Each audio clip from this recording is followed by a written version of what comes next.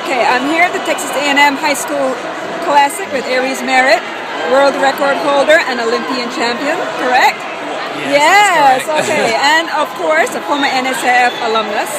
And Aries is our featured athlete of the month of January for our Where Are They Now series. So, Aries, first question is, when did you get started running track? I got started running track at around, competitively when I was in middle school, but I started when I was 5 years old, just running on the streets, just in the neighborhood, running around, racing all the kids and stuff. That's how I started running. But I started competing when I was in middle school at around 8th grade. So I guess that kind of answers the question, who inspired you to run track? Well, inspiration for running is something that I've always had. I've always loved to run. I've always loved to have fun, because running for me makes me feel free. And so I just always loved to run. But who inspired me to do hurdles was Alan Johnson from the 1996 Olympic Games. Yes. What was it like being a student athlete in high school? Let's do high school first. What was it like being a student athlete in high school? Being a student athlete in high school was pretty easy, because it wasn't as there wasn't as much time management necessary. Like for example, in college, it takes a little bit more out of you to be a student athlete, because you really have to dedicate yourself to your studies first and foremost. Because if you don't get a certain grade point average, if you don't pass a certain amount of courses, then you won't be able to compete for your school. So it's really important to get that handled. But in high school, it was really laid back. It was really lackadaisical. It was really easy for me to maintain a high GPA and run, because it was always right after school. There was practice, and then I went home and I did my schoolwork. So it was pretty easy in high school. What's your favorite memory from high school? My favorite memory from high school was winning our first state championship in 2003. Never forget it. We had the worst possible luck. One of our all-stars, Reggie Witherspoon, he pulled his hamstring in the semifinal of the 200 after breaking the state record in the 400. So we didn't have his points for the 400 final. We didn't have his points for the 200 final. He would have won them both. We didn't have him for the 4x1. We didn't have him for the 4x4. It was a really big blow, and he was a long jumper. We didn't have none of those points, so it was just really bad, and it was really special for us to go out there and win that title with him missing. All right. Now, what about, remember the World Juniors in 2004? I remember the World Juniors like yesterday. Yes. What do you remember? What's your fondest memory of that meet? My fondest Besides memory... the beautiful ring you got. Besides winning in the ring that I got, the fondest memory I had of Grosseto, Italy was the chickens. They had those chickens with the X's on their heads, and we would walk by the farm and we would see those chickens, and that we knew that was going to be our dinner. Oh, wow. And so there was something that I always remember was that, and another thing that I will remember is just the team atmosphere, seeing everyone that I ran with now, who was on that team. We have so many professionals that came up through the USATF and the National Scholastic system, and just being able to grow with those athletes, it's been inspiring for me. Kevin Craddock was in that race with you, wasn't he? He was. Yeah, I remember that. I remember that race. I remember that race. So what's your favorite memory from college? My favorite memory from college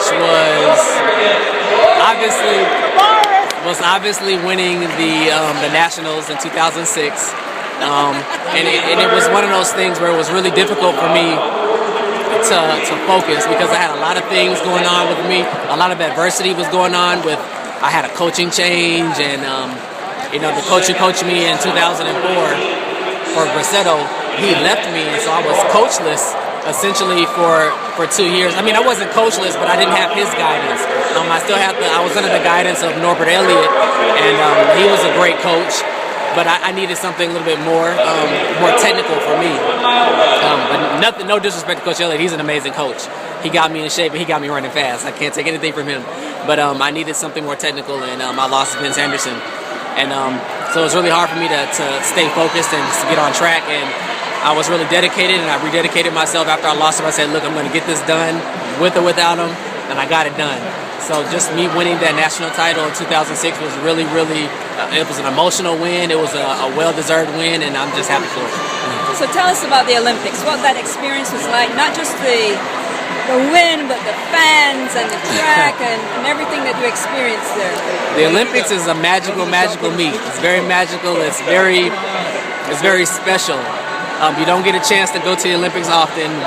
The odds of making the Olympic team are like 1 in some odd billion. It's really, really low chance to make it, and just to be fortunate enough to medal and to win is just a bigger blessing. You know, it's one of those things that when I was, like I said, in 1996 Olympics, when I was 11 years old and I saw Ellen Johnson win, it was one of those things where, oh, that's what I want to do, Mom. And she's like, okay, honey, yeah, that's what you want to do, okay.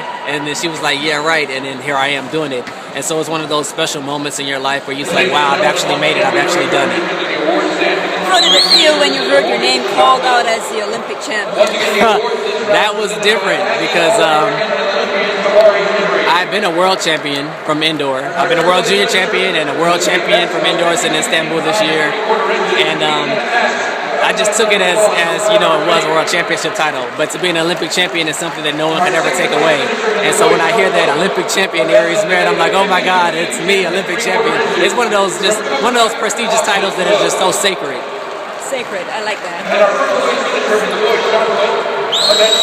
Let's talk about that world record. Did you expect that? I did not expect the world record. It just came it was one of those things where I wasn't really trying at this point. I just went through. And I just really tried to just run another race under 13 seconds, and it ended up being a world record. It was really special, really magical because it was my last meet of the year. I was ready to come home. I was tired. My feet was hurting. Let me tell you something. My feet were on fire. Because I ran so many sub-13s that my body was starting to break down. And so I really didn't think I had that in me. And it was just something about that day.